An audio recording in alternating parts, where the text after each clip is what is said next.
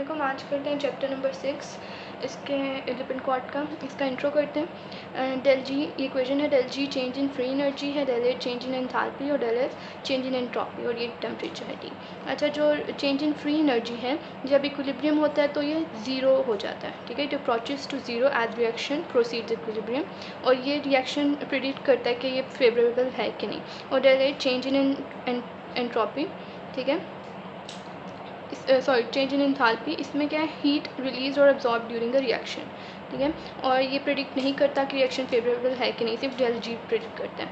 और जो del S है, change in entropy, it is measurement of randomness of a reaction, और ये भी प्रेडिक्ट नहीं करता रिएक्शन का, सिर्फ ये प्रेडिक्ट करता है, ये दोनों नहीं करते। और ये किस लिए है, ये अच्छा ये किस लिए है कि ये क्या करता है, हीट रिलीज और एब्जॉर्ब ड्यूरिंग द रिएक्शन, और ये it determines randomness of the reaction, measurement of randomness of reaction, ठीक है। अच्छा, साइन देख लेते हैं इसके। अगर नेगेटिव है इसका मतलब हीट रिलीज़ हुई है और स्पॉन्टेनियस है रिएक्शन, यानी कि फॉरवर्ड है। अगर नेगेटिव है साइन इसका मतलब फॉरवर्ड रिएक्शन है, अगर पॉजिटिव है हीट एब्जॉर्ब हुई है, नॉन स्पॉन्टेनियस रिएक्शन है, मतलब रिवर्सिबल रिएक्शन है। और अगर ज़ीरो है इसका साइन तो इसका मतलब क्या है कि इक्विलिब्रियम पे है रिएक्शन, ठीक है, मतलब फॉरवर्ड और बैकवर्ड रिएक्शन इज़ इक्वल। अच्छा, आगे ये इक्वेशन देख लेते हैं। इसमें क्या है, इसमें del G not standard free energy change है, आर गैस कांस्टेंट है, ये इसकी वैल्यू है, टी एब्सोल्यूट टेम्परेचर है, ए रिएक्टेंट है, रिएक्टेंट नीचे आएंगे, प्रोडक्ट्स ऊपर आएंगे, और ये नेचुरल लॉगरिथम है, ठीक है। ये बस इक्वेशन देख लें, ठीक है। इसमें अच्छा एक ये है कि ये अभी हमने डेल जी के साइंस किए हैं तो वो हम इसमें थोड़ा देख लेते हैं। ये इक्वेशन है, ठीक है। डेल जी नॉट इसमें क्या है, स्टैंडर्ड फ्री एनर्जी चेंज, ठीक है। अच्छा, अब क्या है कि मैंने कहा था कि जब ज़ीरो होगा डेल जी नॉट तो क्या होगा, इक्विलिब्रियम होगा, ठीक है, मतलब फॉरवर्ड और रिवर्स रिएक्शन इक्वल होंगे। डेल जी नॉट इक्वल है तो इक्विलिब्रियम होगा, फॉरवर्ड और रिवर्स रिएक्शन इक्वल होगा, ठीक है, इक्विलिब्रियम है। और अगर del G not less than zero होगा तो क्या होगा, मतलब less than zero means it is negative.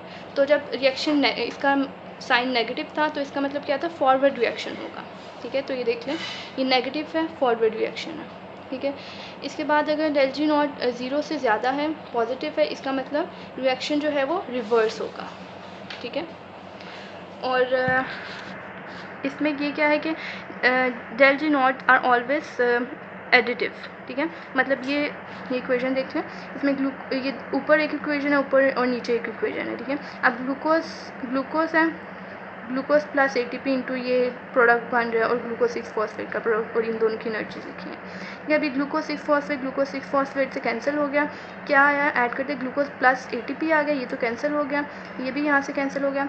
और फिर यहाँ पे क्या आ गया, फ्रुक्टोज 6 फॉस्फेट प्लस ATP, और ये एनर्जी जो है इसको ऐड करके -3600 कैलोरीज पर मोल आ गया, ठीक है।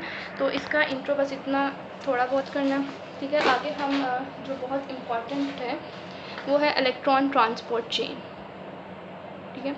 इलेक्ट्रॉन ट्रांसपोर्ट चेन करते हैं, क्या है, इसको रेस्पिरेटरी चेन भी कहते हैं। अब देखेंगे इसमें इसको रेस्पिरेटरी चेन क्यों कहते हैं, ठीक है। आगे चल के भी क्वेश्चन पूछा जाता है कि ETC को रेस्पिरेटरी चेन क्यों कहते हैं। अब इसकी डेफिनेशन है, series of complexes that transfers electron from donor to acceptor where redox reaction and couples this electron transfer with transfer of protons across membrane. अच्छा, अब हम ये इलेक्ट्रॉन ट्रांसपोर्ट चेन पढ़ेंगे तो फिर आपको इसकी समझ आएगी, ठीक है। अच्छा, लोकेशन किधर होती है electron transport chain, it is located in inner mitochondrial membrane. अब माइटोकॉन्ड्रिया का स्ट्रक्चर कर लेते हैं। ये इनर मेम्ब्रेन है, ये इंटर मेम्ब्रेन है, और ये आउटर मेम्ब्रेन है। ये क्रिस्टी है जो कि सरफेस एरिया माइटोकॉन्ड्रिया का इंक्रीज़ करते हैं। और outer membrane is made up of protein porin, और इनर मेम्ब्रेन जो है वो रिच इन प्रोटीन होती है, इम्परमिएबल टू आयंस होती है। आउटर मेम्ब्रेन परमिएबल होती है टू आयंस, और ये इनर मेम्ब्रेन जो है वो इम्परमिएबल होती है। और माइटोकॉन्ड्रिया के अंदर NAD होता है, FAD, ADP, phosphate, DNA, RNA, ribosomes होते हैं, ठीक है। हम देखते हैं फिगर 6.7, यही लिखा हुआ है कि इनर मेम्ब्रेन जो है इम्परमिएबल है स्मॉल आयंस के लिए, लार्ज मॉलिक्यूल्स के लिए, ठीक है। और जो मैट्रिक्स है माइटोकॉन्ड्रिया का, उसमें TCA साइकिल के इंजाइम्स होते हैं, और फैटी एसिड ऑक्सीडेशन इंजाइम्स होते हैं, DNA, RNA, राइबोसोम्स, ठीक है, इस मैट्रिक्स में होते हैं। और जो बात याद रखनी है कि इनर मेम्ब्रेन जो है वो इम्परमिएबल है टू आयंस ठीक है, small ions and large molecule mostly, ठीक है, और आउटर मेम्ब्रेन परमिएबल है। अच्छा, स्टेजेस ऑफ मेटाबॉलिज्म है, इसमें क्या है, इधर ये लिपिड में भी बना हुआ है, दिखाती हूँ लिपिड में की तरह। अच्छा, इधर देख लें, कार्ब्स जो है मोनोसेक्राइड्स में कन्वर्ट होते हैं, लिपिड्स अमाइनो एसिड में, प्रोटीन फैटी एसिड्स में, ये स्टेप 1 है, ये सिंपलर मॉलिक्यूल्स में कन्वर्ट हो गए, एसिटाइल कोए में कन्वर्ट होते हैं, और इट एंटर्स TCA साइकिल, जिससे NADH और FADH2 जो है वो फॉर्म होता है, जो कि इलेक्ट्रॉन ट्रांसपोर्ट चेन में यूज़ होते हैं। ठीक है, ये बस आप सारी साइकिल्स करेंगे तो आपको इसकी समझ आ जाएगी। ठीक है, अब हम इलेक्ट्रॉन ट्रांसपोर्ट चेन करते हैं। ठीक है, इलेक्ट्रॉन ट्रांसपोर्ट चेन है, ठीक है, इसमें क्या है, इलेक्ट्रॉन ट्रांसपोर्ट चेन के अंदर टोटल 5 कॉम्प्लेक्सेस होते हैं। ठीक है, 5 कॉम्प्लेक्सेस होते हैं इलेक्ट्रॉन ट्रांसपोर्ट चेन में, complex 1, complex 2, complex 3, complex 4, complex 5। ठीक है, 5 कॉम्प्लेक्सेस होते हैं। अब जो पहला कॉम्प्लेक्स है, कॉम्प्लेक्स नंबर 1, इसमें NADH डिहाइड्रोजिनेज होता है। ठीक है, इसका NADH डिहाइड्रोजिनेज होता है, जो कि NADH को NAD में कन्वर्ट करते हैं, NAD को NADH में। ठीक है, ये प्रोसेस करता है NADH डिहाइड्रोजिनेज। ठीक है, अब इधर क्या होता है कि NADH जो है अपना इलेक्ट्रॉन जो है वो लूज़ करके FMN को दे देता है। ठीक है, ठीक है, और ये FMN आगे से FMNH2 को दे देता है। ये आगे से ट्रांसफ़र करता है टू आयरन सल्फेट प्रोटीन। ठीक है, और ये जब इलेक्ट्रॉन्स जो हैं ट्रांसफ़र हो रहे होते हैं, तो इन इलेक्ट्रॉन की ट्रांसफ़र की वजह से एनर्जी लूज़ होती है, और वो एनर्जी जो लूज़ होती है, it is use to pump hydrogen to inter membrane space. ठीक है, ये सारे कॉम्प्लेक्सेस इनर मेम्ब्रेन में हैं और ये इंटर मेम्ब्रेन स्पेस है, तो ये प्रोटॉन्स जो है पंप कर दिया टू इंटर मेम्ब्रेन स्पेस। ठीक है, इलेक्ट्रॉन्स ट्रांसफ़र हुए, और ये इलेक्ट्रॉन्स ट्रांसफ़र होने के बाद एनर्जी जो लूज़ हुई है, it is use to transfer proton into inter membrane space. कितने प्रोटॉन्स फर्स्ट कॉम्प्लेक्स की वजह से ट्रांसफ़र हुए हैं, इट इज़ 4। ठीक है, उसके बाद ये कोएंजाइम क्यू के पास चले जाते हैं, और जो इम्पॉर्टेंट बात है वो ये है कि coenzyme Q is the only lipid soluble, बाकी सारे प्रोटीन एंजाइम हैं। ये लॉन्ग, इसके पास लॉन्ग चेन हाइड्रोफिलिक आइसोप्रेनॉइड टेल होती है, बाकी सारी जो हैं प्रोटीन एंजाइम्स है, इट इज़ लिपिड। ठीक है, इट इज़ लिपिड सॉल्युबल। ठीक है, इसके क्या होता है, इधर इलेक्ट्रॉन आ गए कॉम्प्लेक्स 1 से। अब कॉम्प्लेक्स 2 है, इधर होता है ससिनेट डिहाइड्रोजनेज, इधर NADH डिहाइड्रोजनेज था, इधर होता है ससिनेट डिहाइड्रोजनेज। क्या होता है, ससिनेट से इलेक्ट्रॉन जो है लूज होकर FAD से FADH2 through iron sulphate protein to coenzyme Q. अब यहाँ पे इलेक्ट्रॉन लूज होते हैं, उनकी एनर्जी रिलीज होती है, लेकिन they are not, but energy is not enough to transport the protons to inter membrane space.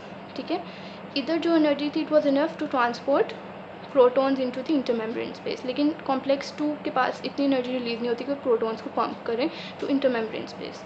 ठीक है, अब कॉम्प्लेक्स 3, अब कोएंजाइम क्यू जो है क्विनोन का डेरिवेटिव होता है। ठीक है, it transfers electron to complex 3 through iron sulphate protein, cytochrome B के पास आता है, साइटोक्रोम C1 पे जाता है, और फिर साइटोक्रोम C पे ट्रांसफ़र हो जाता है। साइटोक्रोम C प्रोटीन एंजाइम है and it is located in intermembrane space.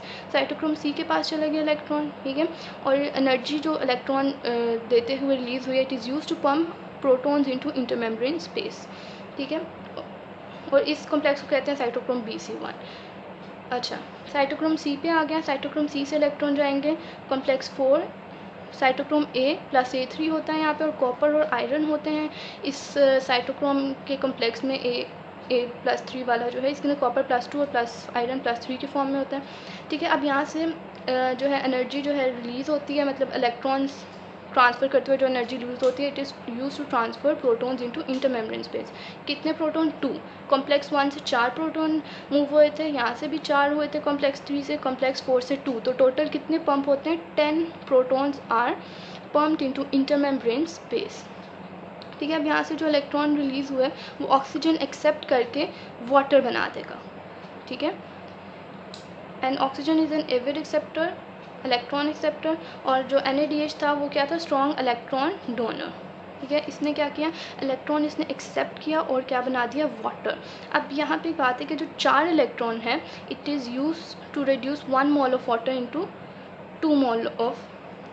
अच्छा, ये देखें वाटर है, इसमें क्या होता है, इसमें हाफ मोल होता है ऑक्सीजन का। हम ये हमेशा से यही है कि इसमें हाफ मोल होता है, ठीक है। तो 2 इलेक्ट्रॉन चाहिए होते हैं हाफ मोल ऑक्सीजन के लिए, ठीक है।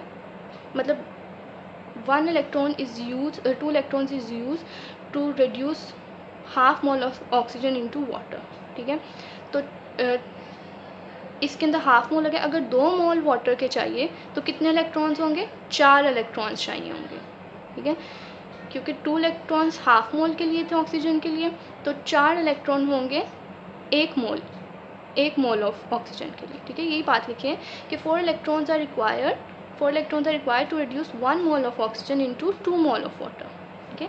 क्योंकि एक वाटर के मॉलिक्यूल के अंदर 1 मोल है वाटर का, इसके अंदर हाफ ऑक्सीजन होता है, ठीक है। हाफ ऑक्सीजन 2 इलेक्ट्रॉन्स चाहिए होता है इस ऑक्सीजन को कन्वर्ट करने के लिए 1 मोल ऑफ वाटर, और अगर 2 मोल ऑफ वाटर में कन्वर्ट करना है तो कितने होंगे? 4 इलेक्ट्रॉन, ठीक हो गया। अब लास्ट कॉम्प्लेक्स है कॉम्प्लेक्स नंबर 5, ATP सिंथेस है ये, ठीक है। अब हाइड्रोजन सारे इधर पंप हो गए थे, 10 प्रोटॉन्स इधर हो गए थे पंप। अब ग्रेडियंट, इलेक्ट्रिकल ग्रेडियंट यहाँ पे अपीयर हो जाता है, जिसकी वजह से अब क्या होगा कि प्रोटॉन्स जो हैं वो ATP इधर से इधर ट्रांसफर होंगे इनटू मैट्रिक्स, ठीक है। ये मैट्रिक्स है, इनर मेम्ब्रेन और ये इंटर मेम्ब्रेन, ठीक है। अब ये जो प्रोटॉन्स है, it is use to convert ADP into ATP, ठीक है। ADP is converted into ATP through this electrical gradient, ठीक हो गया। तो मेन क्या है इलेक्ट्रॉन ट्रांसपोर्ट चेन में कि ATP प्रोड्यूस हो गया, सारे कॉम्प्लेक्सेस के थ्रू ATP प्रोड्यूस हो गया।